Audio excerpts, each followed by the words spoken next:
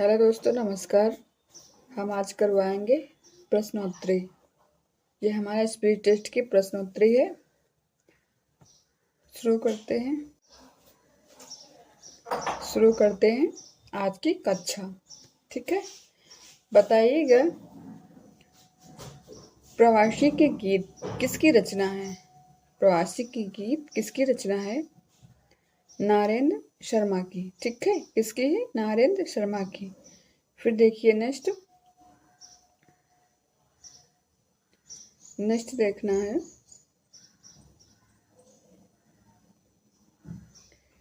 कामयानी के प्रथम सर्ग का शीर्षक क्या है? प्रथम सर्ग का शीर्षक क्या है? प्रथम क्या है? चिंता। ठीक, प्रथम क्या है? कामयानी सर्ग का शीर्षक चिंता। और अंतिम क्या है? आनंद है। ठीक है, अंतिम आनंद है और प्रथम सर्ग क्या है? चिंता। फिर आगे देखते हैं। स्वच्छतावाद की विशेषता नहीं है। क्या नहीं है? विशेषता नहीं है। प्रकृति पर्यवेक्षण, प्रेम चित्रण, कथा गीत प्रयोग या ब्रज भाषा में रचना। ठीक है, इसमें क्या नहीं है? स्वच्छंदतावाद की विशेषता नहीं है। क्या नहीं है? डी, ब्रज भाषा नहीं है। फिर आगे देखते हैं। ब्रज भाषा नहीं है। ठीक, फिर आगे है।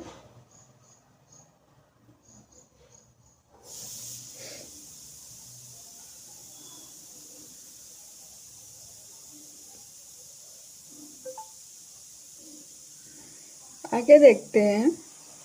मैं पत्थर पर उकेरी गई ऐसी मूर्ति हूँ जो कहीं कहीं छूट गई हो। प्रस्तुत कथन किसका है? श्याम सुंदर दास का, मुक्तिबोध का, शिव प्रसाद सिंह का, अमृतलाल सागर का। क्या है? मैं पत्थर पर उकेरी गई ऐसी मूर्ति हूँ जो कहीं कहीं छूट गई हूँ। प्रस्तुत कथन किसका है? प्रश्न नंबर 4 का बताना है। प्रश्न नंबर 4 का डी, अमृतलाल का है। ठीक है, अमृतलाल का है। फिर आगे देखते हैं। आगे धनपाल कृत भविष्यांत कहा कैसे का अध्ययन किसका है? क्या है? धनपाल। क्या है? धनपाल कृत भविष्यांत कहा कैसा काव्य है? व्याकरण काव्य है या चरित काव्य है या आध्यात्मिक काव्य है या लौकिक काव्य है? तो भविष्यांत कहा ये कैसा काव्य है? 5 का डी, लौकिक काव्य है। ठीक है, कौन सा काव्य है? लौकिक काव्य है। फिर आगे देखते हैं।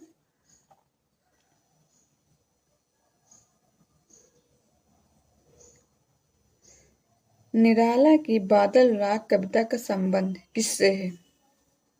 छायावादी सौंदर्य से है, प्रगतिवादी चेतना से है, प्रयोगवादी चेतना से है या प्रकृति के सौंदर्य से है? 6 का क्या है? डी, किसका है? प्रकृतिवादी के सौंदर्य का है। ठीक है, फिर नेक्स्ट देखते हैं। नेक्स्ट बताइएगा 8वां सर्ग किसका नाटक है? 8वां सर्ग किसका नाटक है? सुरेंद्र वर्मा का। ठीक है, 8वां सर्ग किसका नाटक है? सुरेंद्र वर्मा का। फिर आगे देखते हैं। ध्रुव स्वामिनी। क्या? ध्रुव स्वामिनी। ध्रुव स्वामिनी नाटक का पात्र निम्नलिखित कौन सा है? बताना है। ध्रुव स्वामिनी नाटक पात्र निम्नलिखित कौन सा है? 8 का ए, रामगुप्त। क्या है? रामगुप्त। फिर आगे देखते हैं। हिंदी का मौलिक नाटक कौन है? हिंदी का प्रथम मौलिक नाटक बताइएगा। हिंदी का प्रथम मौलिक नाटक कौन है? आनंद रघुनंदन। ठीक है, कौन सा है? आनंद रघुनंदन। फिर नेक्स्ट क्वेश्चन पे।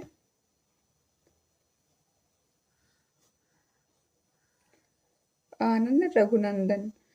यात्रा, हमारी यात्रा के यात्रा वृत्तांतकार कौन है? हमारी यात्रा के यात्रा वृत्तांत कौन है? आप लोग बताइए। लोचन प्रसाद पांडे। कौन है? लोचन प्रसाद पांडे। ठीक, उसके बाद में देखते हैं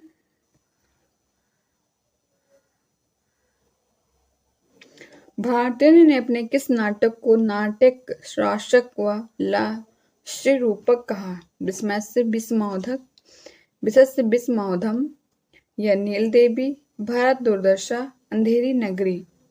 नाटक रासक व लास्य रूपक कहा, किसने कहा?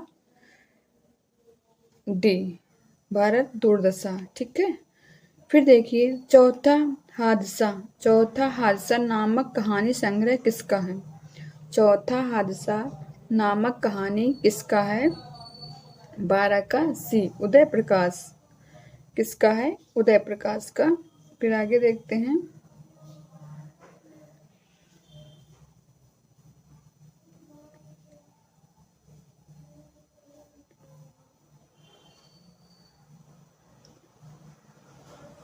आगे देखिएगा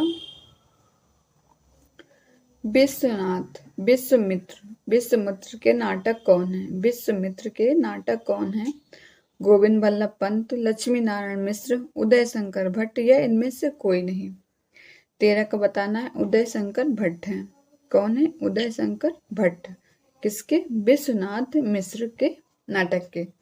फिर देखिए मनु और रिचर्ड किस उपन्यास के पात्र हैं? मनु और रिचर्ड किस उपन्यास के पात्र हैं? तो क्या है? चितकोबरा। चितकोबरा के ये पात्र हैं। चितकोबरा एक नाटक है, उपन्यास है। चितकोबरा एक उपन्यास है जिसके ये पात्र हैं। कौन? मनु और रिचर्ड। फिर आगे देखते हैं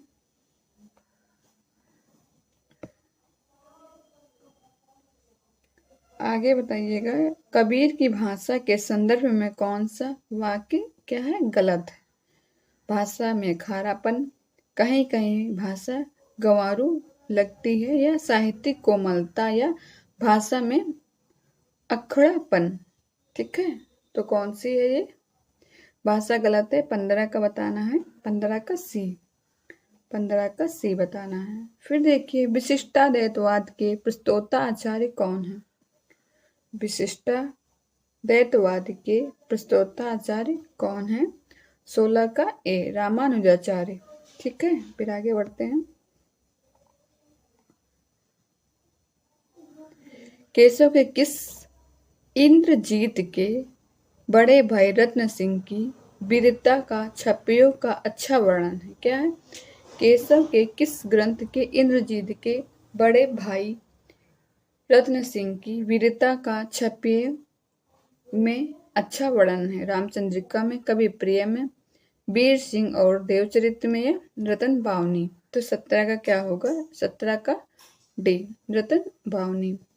फिर नेक्स्ट हिंदी। मैं साहित्य को मनुष्य की दृष्टि से देखने का पक्षपाती हूँ, यह किस आचार्य की उक्ति है? महावीर की, रामचंद्र शुक्ल की, हजारी प्रसाद द्विवेदी की, या नंद दुलारे वाजपेयी की। 18 का क्या होगा? हजारी प्रसाद द्विवेदी। ठीक है, हजारी प्रसाद द्विवेदी। फिर आगे देखते हैं समन्वय साधना की भी बात करते हैं, विरोधों के सामंजस्य की भी बात करते हैं। यह रामचंद्र शुक्ल ने कहा है। किसको कहा है? बच्चन सिंह को, रामविलास शर्मा को, रामस्वरूप चतुर्वेदी को, डॉक्टर नागेंद्र को। क्या कहा है? समन्वय साधना की भी बात करते हैं, विरोधों के सामंजस्य की भी बात करते हैं। रामचंद्र शुक्ल ने किससे कहा है? रामस्वरूप चतुर्वेदी से कहा है। ठीक है, रामस्वरूप चतुर्वेदी से कहा है। फिर नेक्स्ट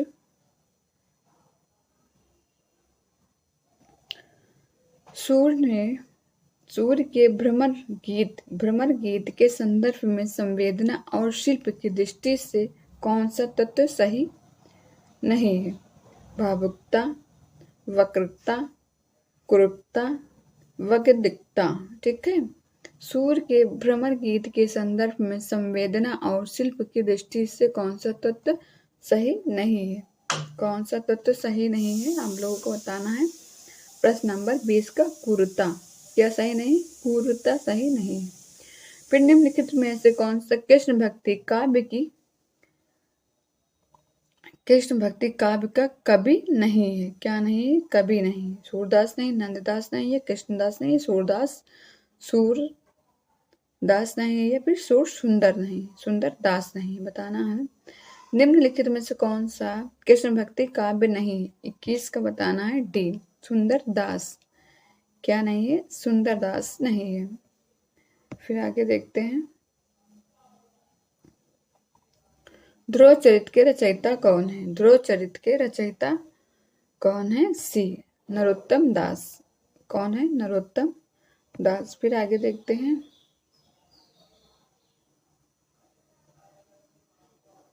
चौरासी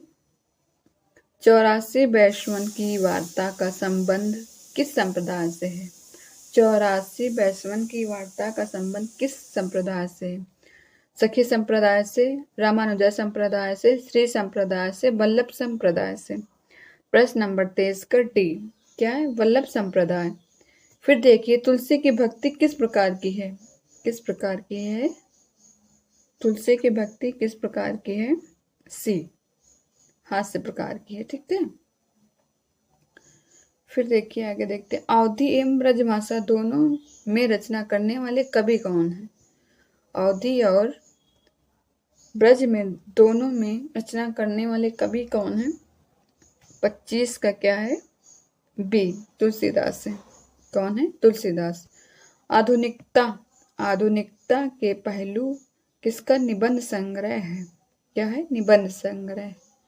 किसका है? विनोद शुक्ल का है, या नवनीत का है, या फिर विपिन कुमार अग्रवाल का है, या नामवर सिंह का है? 26 का बताना सी, विपिन कुमार अग्रवाल का है। ठीक है। चंदायन किस कवि की रचना है? चंदायन किस कवि की रचना है? क्या? चंदायन किस कवि की रचना है? मलिक मोहम्मद जैसी, कुतुब्बन, मुल्ला दाऊद, या मंझन? 27 का डी, मुल्ला दाऊद। फिर पद्मावत किस भाषा में लिखा गया है? पद्मावत किस भाषा में लिखा गया है? ब्रज भाषा में। ठीक है, पद्मावत ब्रज भाषा में लिखा गया है। फिर आगे देखते हैं, अमिट रेखाएं संस्मरण के लेखक कौन है? अमिट रेखाएं संस्मरण के लेखक कौन है? प्रश्न नंबर 29 का बी, सत्यावती मालिक। ठीक है। गेहूं और गुलाब की रचना किस विधा में की गई है? गेहूं और गुलाब की रचना किस विधा में की गई है? तो इनमें से कोई नहीं। आगे देखते हैं,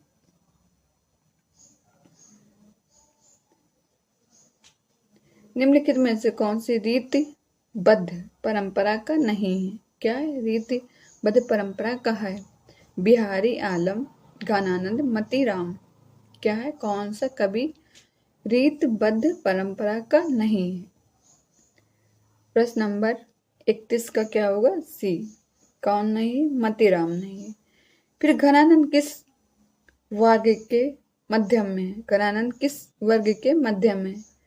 रीतिबद्ध, रीति सिद्ध, या रीति मुक्त, या छायावाद? बताना है रीतिबद्ध किस वर्ग के कवि हैं। ठीक है। प्रश्न नंबर 32 का बताना है बी, रीति मुक्त। कौन है? रीति मुक्त। फिर अगला क्वेश्चन,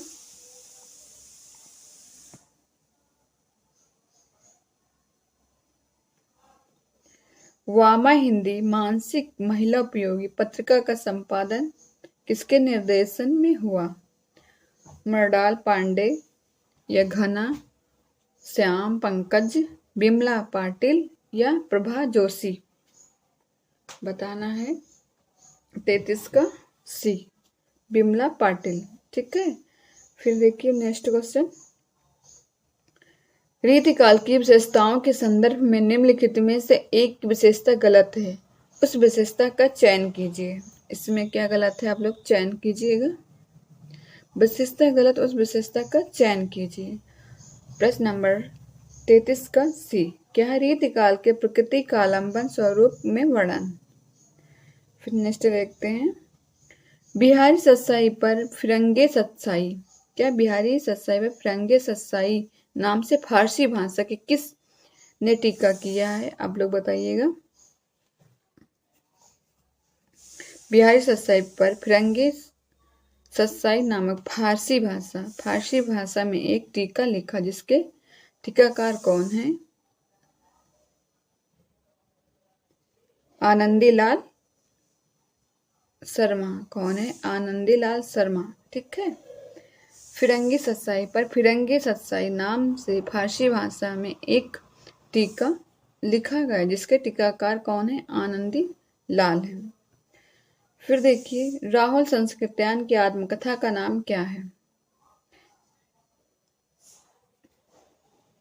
मेरी जीवन यात्रा। क्या है, मेरी जीवन यात्रा। फिर देखिए, बकरी विलाप किसकी कृति है, बकरी विलाप किसकी है, भारतेंद्र हरिश्चंद्र की है ना, भारतेंद्र हरिश्चंद्र। फिर निराला, दूसरा क्वेश्चन, नील कुसुम किसका काव्य संग्रह है, क्या है, काव्य संग्रह। नील कुसुम किसका काव्य संग्रह है, ए दिनकर का है।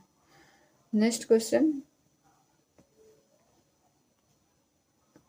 निम्नलिखित में से उपन्यास पर साहित्य अकादमी पुरस्कार नहीं मिला है, किस पे साहित्य अकादमी पुरस्कार नहीं मिला है। प्रश्न नंबर 29 का बताना है, आधा गांव। आधा गांव है किसका, राही माजूम रजा। ठीक, आधा गांव पर साहित्य अकादमी पुरस्कार नहीं मिला है। फिर देखिए, बकरी है कि मरते नहीं, ओ सॉरी, कबीर है कि मरते नहीं, क्या है, कबीर है कि मरते नहीं, किसकी पुस्तक है, मुकुल राय की, उपेंद्र नाथ कुशवाहा की, या सुभाष चंद्र बोस की, ये नवीन राय की। 40 का सी, सुभाष चंद्र कुशवाहा की है, इसकी ये सुभाष चंद्र कुशवाहा। ठीक, फिर नेक्स्ट क्वेश्चन है, आचार्य रामचंद्र शुक्ल का कौन सा निबंध व्यवहारिक समीक्षा संबंधी नहीं है, कौन सा नहीं है, व्यवहारिक समीक्षा संबंधी नहीं है। काव्य में अभिव्यंजनावाद, भारतेंद्र हरिश्चंद्र, मानस की धर्म भूमि, या तुलसी का भक्ति मार्ग। तो इसमें क्या होगा, 41 का ए, काव्य में अभिव्यंजना ये नहीं है। कीर्ति जीवनी नहीं, इनमें से एक कीर्ति जीवनी नहीं है, क्या नहीं है, कीर्ति जीवनी नहीं है। कौन सी नहीं है, अन्य से अनन्य नहीं है। ठीक है, अन्य से अनन्य नहीं है, क्या नहीं है, अन्य से अनन्य नहीं है। पेज नंबर है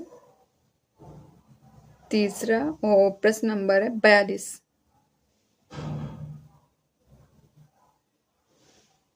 जी बिल्कुल, 42 अन्य से अनन्य जीवनी नहीं है। फिर देखते हैं, रसवादी आलोचक कहे जाते हैं रामविलास शर्मा, हजारी प्रसाद द्विवेदी, डॉक्टर नागेंद्र, नंद दुलारे वाजपेयी। 43 का क्या होगा, 43 का बी, डॉक्टर नागेंद्र। फिर नेक्स्ट, वीर गाथा काल के प्रसिद्ध प्रबंध काव्य का नाम क्या है, क्या है, वीर गाथा काल के प्रसिद्ध प्रबंध काव्य का नाम क्या है, आप लोग बताइए। पृथ्वीराज रासो, क्या है, पृथ्वीराज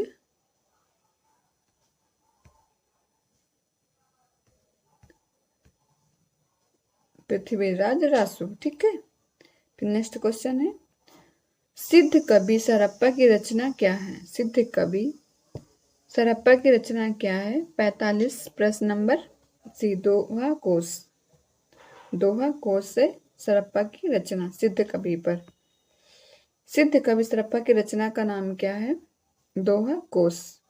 रिपीट हुआ क्वेश्चन। फिर देखिए, सिद्धों में प्रचलित महामुद्रा का अभिप्राय किससे है। प्रश्न नंबर 46 का सी, सिद्धि प्राप्ति हेतु स्त्री संसर्ग। ठीक। फिर है कौल ज्ञान निर्णय के रचनाकार कौन है? कौल ज्ञान निर्णय के रचनाकार मच्छिंद्र नाथ है। कौन है? मच्छिंद्र नाथ। जब द्रास बटलिक टाइगर हिल की सीमा लगने लड़चने, जब दहासत लेते हिमगिरी की चट्टानें लगी गरजने, तब जग उठे ये शेर बाबर, पौरुष हुंकार उठा था मातृभूमि की बलि वेदी पर लहू पुकार उठा था। उपयुक्त पंक्तियों में से कौन सा काव्य गुण व्यंजित हो रहा है? कौन सा काव्य गुण व्यंजित हो रहा है? बी, ओज गुण व्यंजित हो रहा है। फिर निम्नलिखित में से आचार्य ने अलंकार और अलंकार में अभेद माना है? किस आचार्य ने अलंकार और अलंकार में भेद माना है? क्या माना? अभेद माना है। किसने माना अभेद? अलंकार और अलंकार में अभेद किसने माना है? डी, रामचंद्र शुक्ल ने माना है। ठीक है। फिर देखिए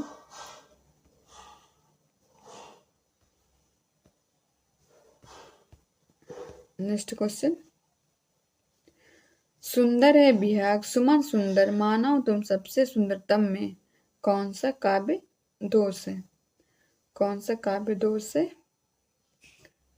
प्रश्न नंबर 50 का ए, अधिक पदत्व है। क्या है? अधिक पदत्व। फिर हिंदी में आ कविता का प्रवर्तक किसे माना जाता है? हिंदी का आ प्रवर्तक कविता किसे माना जाता है? प्रश्न नंबर है 51 का सी, जगदीश चंद्र चतुर्वेदी को हिंदी में आ कविता का प्रवर्तक माना जाता है। ठीक। फिर नए इलाके में किसकी काव्य कृति है? क्या? नए इलाके में किसकी काव्य कृति है? विनोद शुक्ल की, अरुण कमल की, या उदय प्रकाश की, या बोधिसत्व की? अरुण कमल की है। फिर देखिए कौन सा काव्य संग्रह अज्ञे का नहीं है? किसका नहीं? अज्ञे का नहीं। कौन है? सीढ़ियों पर धूप। सीढ़ियों पर धूप है किसका? आप लोग कमेंट बॉक्स में बताइएगा। इनमें से कौन सा पात्र का प्रकार नहीं है? क्या पात्र का प्रकार नहीं है? बी, समाचार पत्र। ये पात्र का प्रकार नहीं है। फिर देखिएगा मंदाकिनी पुस्तक में संकलित निबंध राष्ट्र का स्वरूप के लेखक का नाम बताइए।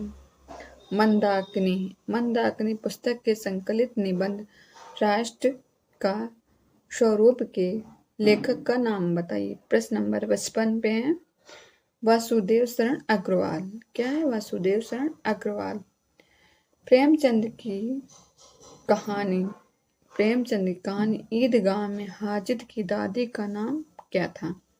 क्या था? अमीना। ठीक। फिर प्रश्न नंबर 57 है निम्नलिखित में से कौन सी कहानी रामचंद्र शुक्ल कृत की नहीं है? कौन सी कृत की नहीं है? रामचंद्र चंद्रधर शर्मा गुलेरी की कौन सी कहानी नहीं है? 11 वर्ष का समय। प्रश्न नंबर 57 का सी, 11 वर्ष का समय नहीं है। फिर देखिए जैनेन्द्र कुमार द्वारा रचित कौन सा कहानी संग्रह नहीं है? जैनेन्द्र कौन सी कहानी संग्रह नहीं है? 58 का ए, इंसान के खंडहर। ठीक है। बुद्धू का कांटा किसका है? बुद्धू का कांटा किसका है? ये कहानी के लिए कौन बुद्धू का कांटे? चंद्रधर शर्मा गुलेरी। चंद्रधर शर्मा गुलेरी। फिर क्या है? दुलाई वाली किस विधा की रचना है? दुलाई वाली किस विधा की रचना है? कहानी। रंग में भंग नामक काव्य कृति के रचयिता कौन है? रंग में भंग काव्य की रचयिता कौन है? मैथिली शरण गुप्त। फिर द्विवेदी युगीन साहित्य में प्रवृत्ति की प्रमुखता नहीं है। कौन नहीं है? द्विवेदी युगीन साहित्य में किस प्रवृत्ति की प्रमुखता नहीं है? बताना है।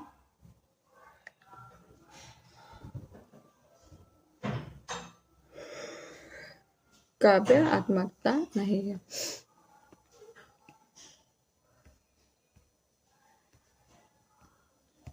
फिर नेक्स्ट देखिए,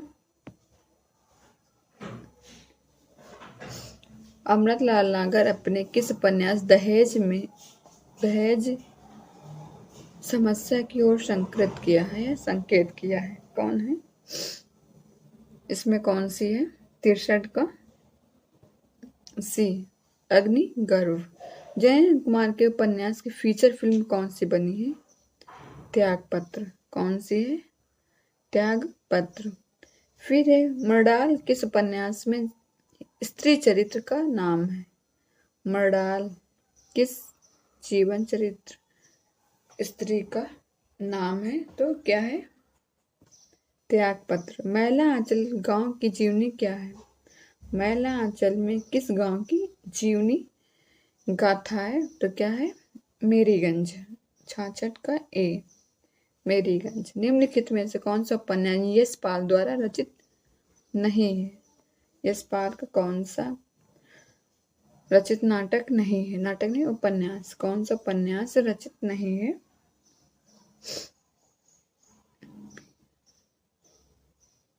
प्रश्न नंबर बी। ठीक है। नारायण शब्द में संधि कौन सी होगी? नारधन आयन। नारधन आयन। ठीक। प्रश्न नंबर 59। हिंदी साहित्य के इतिहास में प्रसिद्ध कबीरदास, सूरदास, महावीर द्विवेदी, प्रेमचंद, हरिवंश राय बच्चन किस आदि से होते हैं? किस प्रदेश से हैं? तो क्या? यूपी, उत्तर प्रदेश से। ठीक। नेक्स्ट क्वेश्चन देखते हैं। ये हो गया है। स्त्री विमर्श पर लिखने वाली पहली लेखिका कौन है? स्त्री विमर्श पर लिखने वाली पहली प्रेमिका कौन है? 70 का डी। कौन है? महादेवी। हिंदी भाषा में कौन सी लिपि लिखी जाती है? हिंदी भाषा में कौन सी लिपि लिखी जाती है? देवनागरी। फिर बताना इनमें से कौन सी उत्तर प्रदेश की बोली नहीं है? उत्तर प्रदेश की कौन सी बोली नहीं है? भोजपुरी। भारतीय संविधान हिंदी संविधान की मान्यता कब प्रदान की गई थी? भारतीय संविधान में हिंदी भाषा को मान्यता कब प्रदान की गई? 14 सितंबर 1949। 14 सितंबर 1949। हिंदी खड़ी बोली अपभ्रंश से विकसित नहीं हुई है। किससे विकसित हुई है? हिंदी खड़ी बोली किस अपभ्रंश से विकसित है? तो शायद सैनी से। प्रश्न नंबर 75 देखिए, किस व्यंजन ध्वनि के उच्चारण के समय स्वर तंत्री में कंपन होता है? उच्चारण रचना के उच्चारण स्थान के आधार पर ध्वनियों के वर्गीकरण में उसका स्थान क्या है? उसका स्थान क्या है? प्रश्न नंबर 75 का है सी, कंकाल्य। ठीक है। ला और सा का उच्चारण किस स्थान से होता है? ला और शा का उच्चारण किस स्थान से होता है? ला, शा। तो हम बोल के भी देख सकते हैं, ला और शा किससे होता है? बी, दंत से होता है। स्वरों का उच्चारण कैसे होता है? डी, बिना किसी की सहायता से होता है। फिर देखिए प्रश्न नंबर 78। प्रश्न नंबर 78 का देखिएगा, भूरी भरे अति शोभित श्याम जो तेसी बनी श्री सुंदर चोटी, खेलत खात फिरे अंगना पग पैजनी बाजत पिरी कसौटी। उपयुक्त पंक्तियों में से कौन सा रस होगा? प्रश्न नंबर 78 का क्या होगा? सी, वात्सल्य रस। रस उत्पत्ति की दृष्टि से भक्ति रस का आलंबन निम्नलिखित में से कौन नहीं है? कौन नहीं है? आप लोगों को बताना है। 89 का बी, पुत्र नहीं है।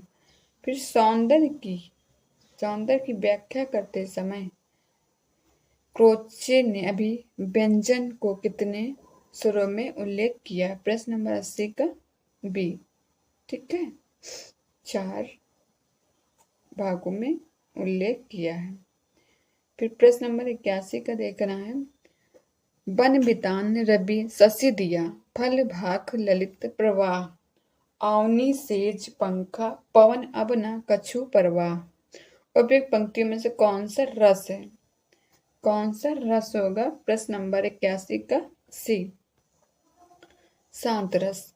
किस रस में प्रायः किसी असाधारण या स्वाभाविक बात का वर्णन है? 82 का डी, अद्भुत रस का वर्णन है। फिर देखिए, शीला गाना गा रही है, वाक्य में विधेय का विकल्प चुनिए। क्या? शीला गाना गा रही है, वाक्य में विधेय का सही विकल्प क्या होगा? गाना गा रही, इसमें विधेय क्या होगा? 83 का बी, गाना गा रही है। कौन सा शब्दालंकार नहीं है? शब्दालंकार कौन सा नहीं बताना है? 84, प्रश्न नंबर 84 का सी, अतिशयोक्ति। फिर देखिए, निम्न चौपाई में कौन सा अलंकार है? बिनु पद चले, सुने बिनु काना, कर बिनु कर्म, करे विधि नाना। इसमें कौन सा अलंकार होगा? प्रश्न नंबर 85 का बताना है डी, विभावना। क्योंकि बिना पद के चल रहे हैं और बिना कान के सुन रहे हैं, तो इसमें विभावना होगा।